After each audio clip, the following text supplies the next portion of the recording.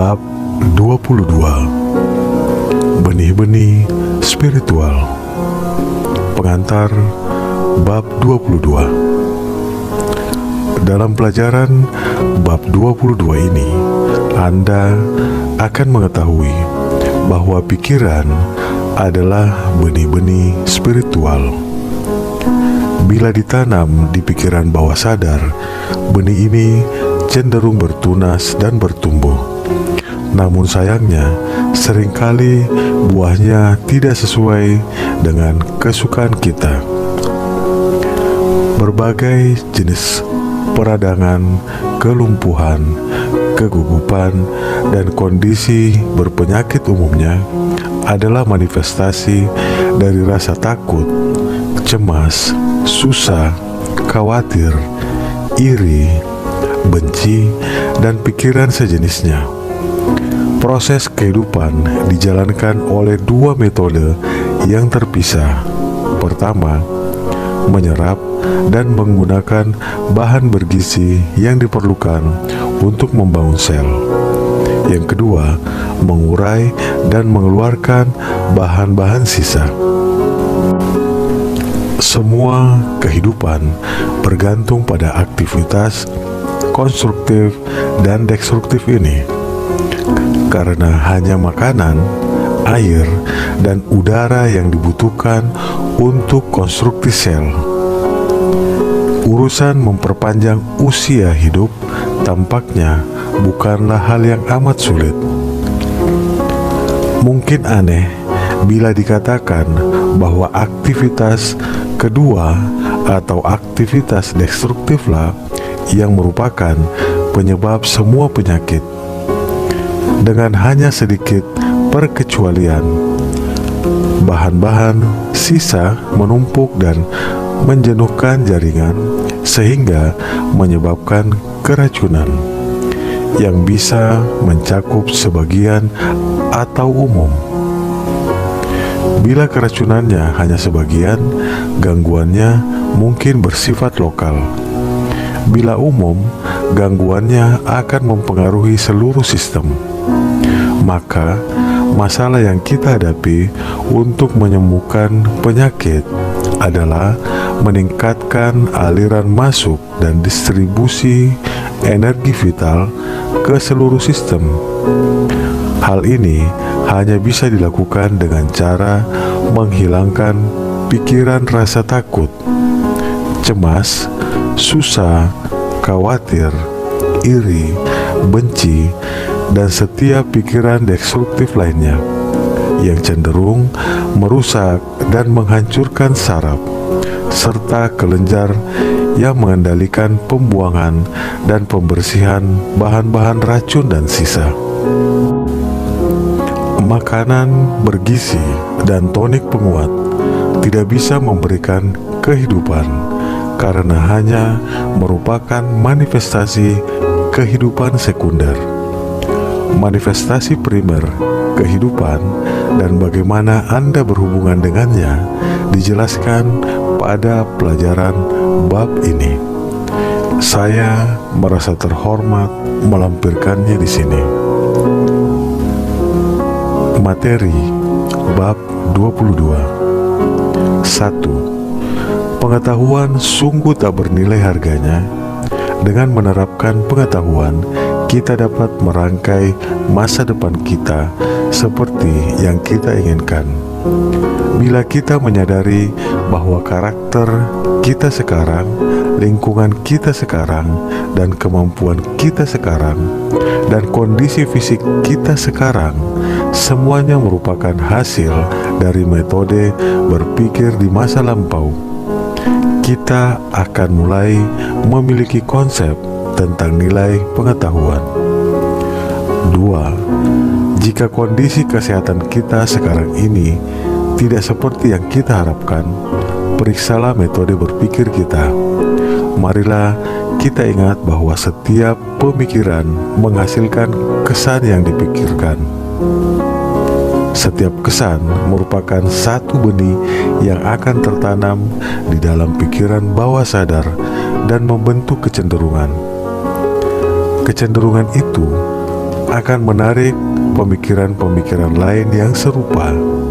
Sebelum hal itu kita sadari, kita sudah menuai panennya. 3. Jika pemikiran-pemikiran ini berisi kuman-kuman penyakit, panennya akan berupa penyakit, kebusukan, kelemahan, dan kegagalan. Pertanyaannya, apa yang sedang kita pikirkan? Apa yang sedang kita ciptakan? Apa panennya nanti? 4. Jika ada kondisi fisik apapun yang perlu diubah, hukum yang mengatur visualisasi akan berjalan efektif. Buatlah gambaran mental tentang kesempurnaan fisik. Simpanlah di pikiran sampai ia diserap oleh kesadaran. Melalui metode ini, sudah banyak orang yang berhasil menghilangkan penyakit ringan dalam waktu beberapa minggu. Melalui metode ini, ribuan orang telah berhasil menanggulangi dan menghancurkan berbagai gangguan fisik biasa dalam waktu beberapa hari, bahkan terkadang dalam waktu beberapa menit. 5. Melalui hukum getaran, pikiran mengendalikan tubuh. Kita tahu bahwa setiap tindakan mental merupakan suatu getaran, dan kita tahu bahwa semua bentuk hanyalah satu mode gerak, suatu kecepatan getaran. Maka getaran tertentu akan langsung mengubah setiap atom di tubuh. Setiap sel hidup terpengaruh, dan seluruh perubahan kimiawi terjadi di setiap kelompok sel hidup. 6. Segala sesuatu di semesta menjadi apa adanya karena kecepatan getaran itu. Ubahlah kecepatan getaran, maka Anda mengubah sifat, kualitas, dan bentuk.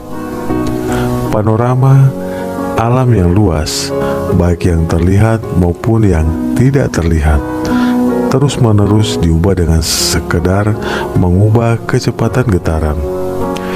Dan karena pikiran adalah getaran, maka kita juga bisa menggunakan kekuatan ini. Kita bisa mengubah getaran sehingga terwujudlah kondisi yang kita inginkan di tubuh kita. 7. Kita semua menggunakan kekuatan ini setiap menit. Hanya saja sebagian besar dari kita menggunakannya secara tidak sadar, sehingga memproduksi hasil-hasil yang tidak diinginkan. Padahal yang penting adalah menggunakannya secara cerdas, sehingga yang diproduksi hanyalah hasil-hasil yang diinginkan. Ini tidak sulit, karena kita semua telah memiliki cukup pengalaman untuk mengetahui apa yang menghasilkan getaran-getaran yang menyenangkan di tubuh. Dan kita juga mengetahui penyebab yang memproduksi sensasi-sensasi yang tidak menyenangkan dan tidak diinginkan. 8. Yang diperlukan hanyalah berkonsultasi dengan pengalaman kita sendiri.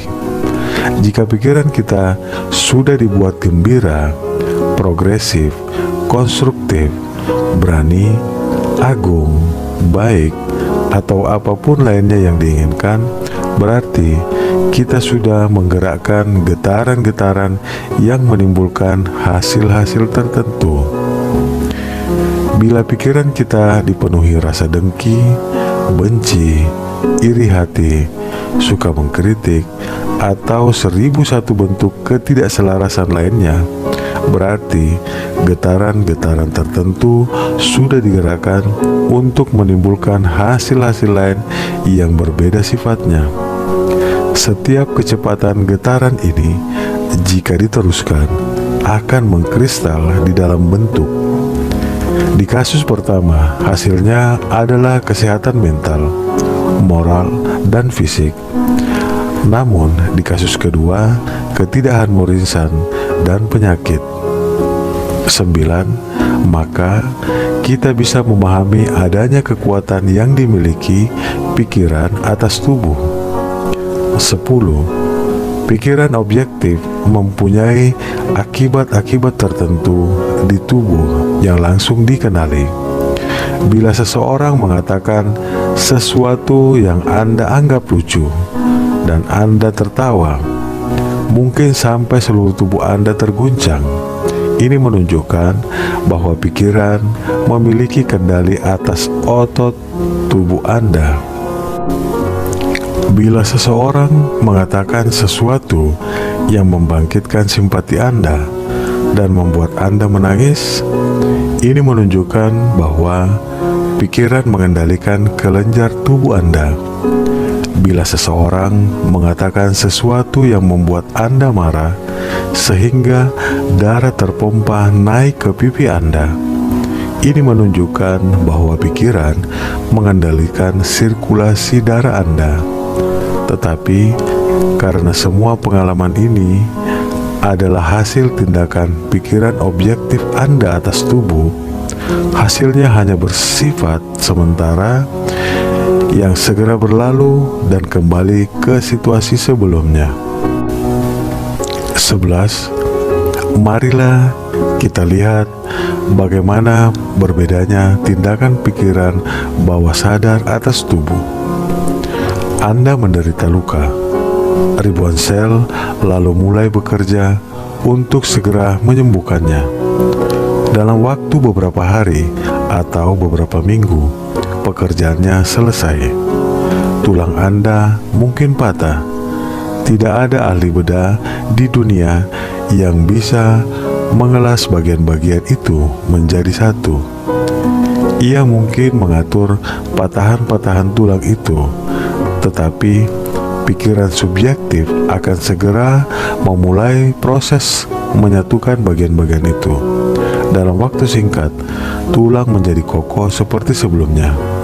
Anda mungkin menelan racun. Pikiran subjektif akan segera mendeteksi bahaya dan melakukan usaha yang keras untuk menghilangkannya.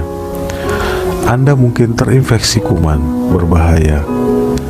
Kemauan subjektif akan segera membangun dinding di sekeliling daerah yang terinfeksi dan menghancurkan infeksi itu dengan cara menyerapnya ke dalam sel darah putih yang disediakan untuk tujuan itu. 12. Proses-proses di pikiran bawah sadar biasanya berjalan tanpa sepengetahuan atau arahan kita. Selama kita tidak campur tangan, hasilnya sempurna. Tetapi karena jutaan sel perbaikan ini cerdas dan merespons pikiran kita, mereka sering dilumpuhkan dan dibuat tak berdaya oleh pikiran-pikiran kita yang berisi rasa takut, ragu, dan cemas. Mereka bagaikan laskar pekerja, siap memulai suatu karya penting. Tetapi setiap kali mereka siap menyerang, panggilan datang atau rencana-rencana berubah. Akhirnya mereka pun patah semangat dan menyerah. 13. Cara menjadi sehat dilandasi oleh hukum getaran yang merupakan dasar semua ilmu. Ilmu ini dijalankan oleh pikiran, dunia dalam diri. Ini merupakan masalah usaha dan praktik individu. Dunia kekuatan kita berada di dalam diri. Jika kita bijaksana, kita tidak akan menyia-nyiakan waktu dan usaha untuk mencoba menangani akibat-akibat yang ada di luar diri, yang hanya merupakan cerminan refleksi luar. 14. Kita akan selalu menemukan penyebab di dunia dalam diri. Dengan mengubah penyebab, kita mengubah akibatnya. 15. Setiap sel di tubuh Anda cerdas dan akan merespons arahan Anda. Semua sel itu adalah pencipta dan akan menciptakan pola yang serupa yang Anda berikan. 16. Maka ketika gambar-gambar yang sempurna ditaruh di hadapan dunia subjektif, energi-energi kreatif akan membangun tubuh yang sempurna. 17. Sel-sel otak dibangun dengan cara yang sama.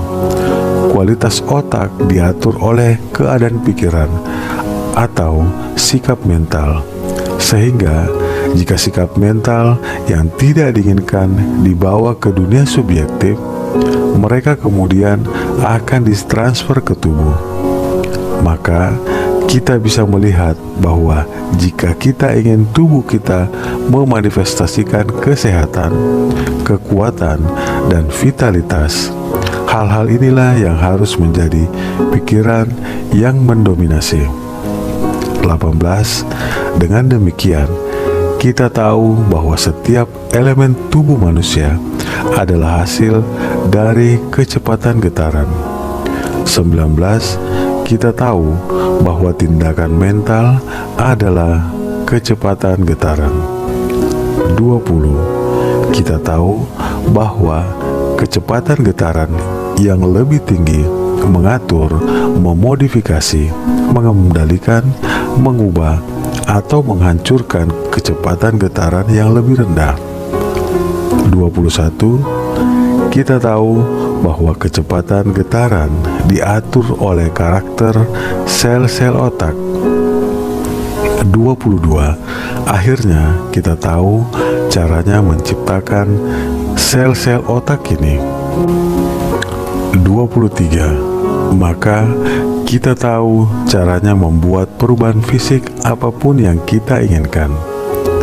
Setelah memiliki pengetahuan tentang kekuatan pikiran yang bekerja sejauh ini, kita pun menjadi tahu bahwa kemampuan kita tak terbatas untuk menyelaraskan diri kita dengan hukum alam yang maha kuasa.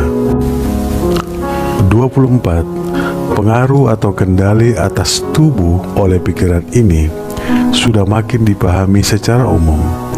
Banyak dokter yang semakin menaruh perhatian terhadap persoalan ini. Dr. Albert T. Schofield yang sudah menulis sejumlah buku penting tentang subjek itu menyatakan, secara umum subjek tentang terapi mental masih diabaikan di bidang medis.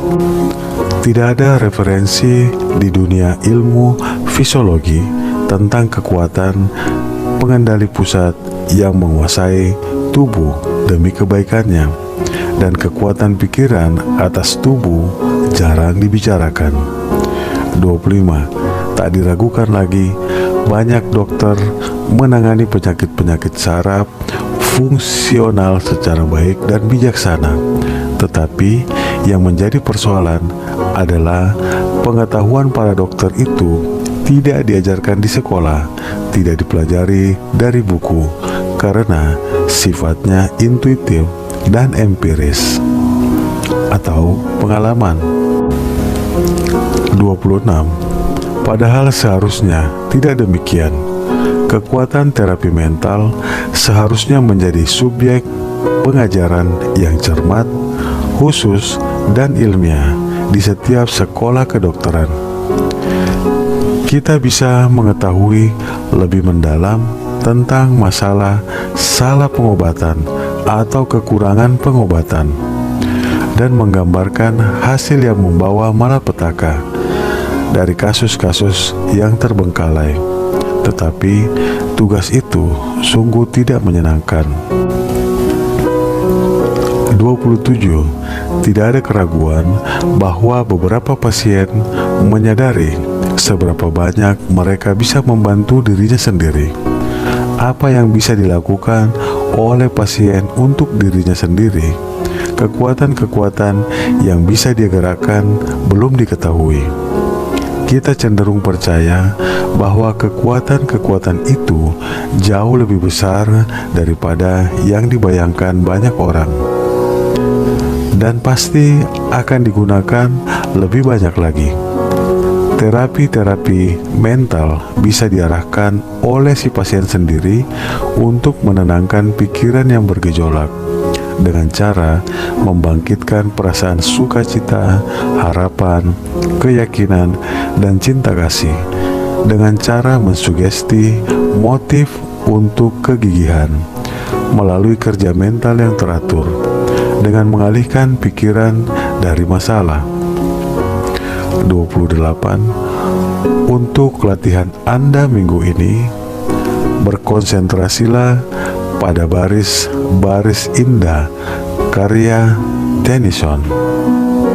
29. Berbicaralah pada dia, wahai engkau, karena dia mendengar dan spirit bisa bertemu dengan spirit.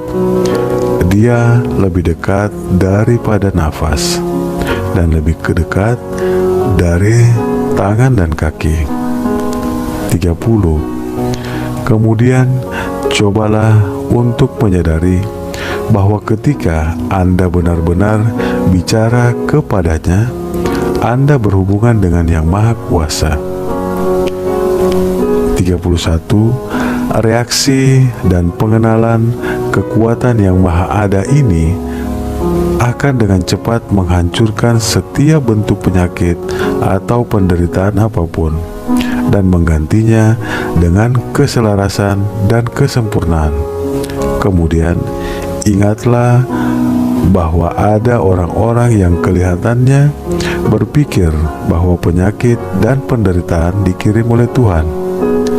Jika memang demikian, setiap dokter, setiap ahli bedah, dan setiap petugas palang merah menentang kehendak Tuhan.